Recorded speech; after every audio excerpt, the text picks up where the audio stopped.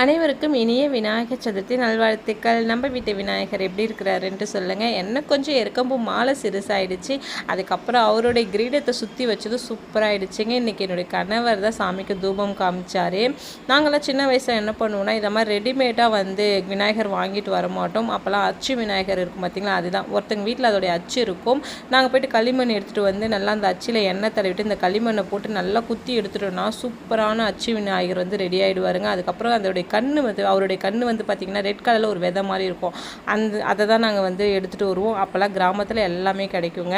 அப்போ பார்த்திங்கன்னா அது ஒரு சூப்பரான ஒரு மெமரிஸ் தான் சொல்லுவேன். இன்னமும் நாங்கள் அதெல்லாம் நினச்சி பேசுவோம். ஒவ்வொரு இதை மாதிரி ஃபெஸ்டிவல் எதனா வந்துருச்சுன்னா இன்னமும் நாங்கள் அந்த சின்ன வயசு இதெல்லாம் நினச்சி பேசிட்டு ஒரு ஜாலியாக இருக்கும்.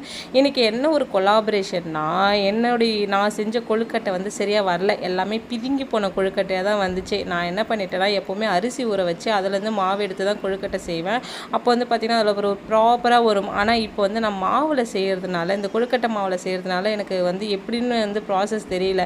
நிறைய சுடு தண்ணி ஊற்றிட்டேன் போல. அது என்னென்னா குழன்னு ஆகிடுச்சு. அதுக்கப்புறம் அதில் மாவுக்கே ஏதோ போட்டு ஏதோ ஒன்று செஞ்சேன். ஆக மொத்தம் கொழுக்கட்டையாகவே வரலைங்க. உங்கள் வீட்டில் விநாயகர் சதுர்த்தி எப்படி போச்சுன்னு மறக்காமல் சொல்லுங்கள். Tata bye bye.